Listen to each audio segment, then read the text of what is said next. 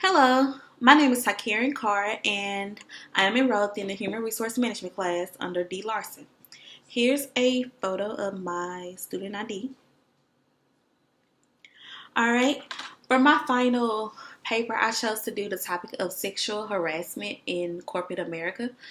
I chose this topic because I have actually experienced sexual harassment in my workplace, which was not in corporate America, but I feel like corporate America represents the workplace as a whole in general. But yes, I chose to do it on it, and I actually found a lot of interesting facts about it. Well, sexual harassment can go back as far as women, like sexual harassment in general, can go back all the way back to the old times because women have always been seen as inferior to men. And when women start joining the workforce, it didn't change as well.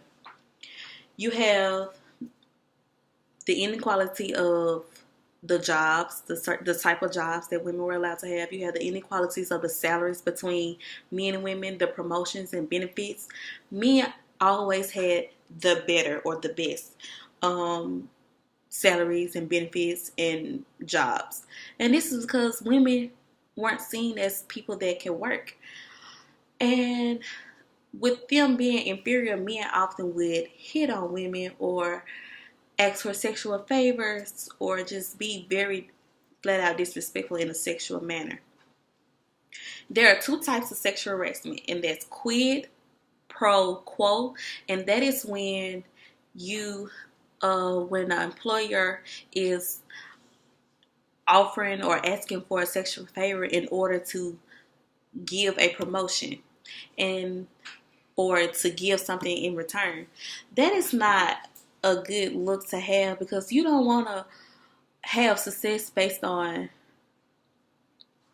sexual favors. Like, that's just not a good thing, especially in corporate America. But even though this happened more often than you imagine, because we see this on TV all the time. Another type of sexual harassment is hostile environment. And this is when people in your workspace can make degrading remarks, say, ooh, or give you a pickup line. They may say, I know you're tired because you've been running through my mind all last night, or your butt looks really good in those slacks. That is creating a hostile environment.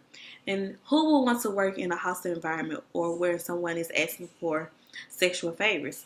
No one. In addition, the effect that sexual harassment can have on people is like women are not allowed. When you're being sexually harassed, you're not allowed to be your best. You won't be able to elevate. You won't be able to give your all to your work because you're annoyed by people that's harassing you sexually. It's just a bad thing. That's just like you're trying to do your homework and your mom keep nagging you about cleaning up your room. Same difference. In addition, I researched this story where ABC News did a semi-experiment or survey when they had a group of 10 women, all from 10 different industries, and they were asking questions like, have you been sexually harassed in your workplace? Everyone raised their hand. They asked them, have it happened more than twice? Everyone raised their hand. As she asked 3 times, 4 times, hands began to decrease. And then she asked, has anyone ever reported? Only 2 people out of the 10 raised their hand and said that they reported. Why is that? That's because nothing gets done. Nothing, like, it won't change. Or they might be considered like, hey, you're a slut, or you wanted to be flirted with, you wanted to be touched. That is why women don't report. And also, men get sexually harassed as well. It's not as common as women, but it happens. In addition, you also have about 6,800 people file claims to the EEOC, and about 17.1% of those people were actually males. So it's good that people are reporting these claims, but let's get that number down. How can we get that number down? you have your human resource departments in your companies or your workplace to train, make sure there's training, make sure there's a section in the handbook where describing what sexual harassment is, describing the consequences that happen that when sexual harassment, the consequences of sexual harassment behavior. Make that known. Have all the employees sign this document or this form. Like the human resource department needs to get on it and get this training intact, because you don't want to have sexual harassment going on in your company. Why? Because your company could benefit much better or prosper better if it wasn't going on. So, in conclusion,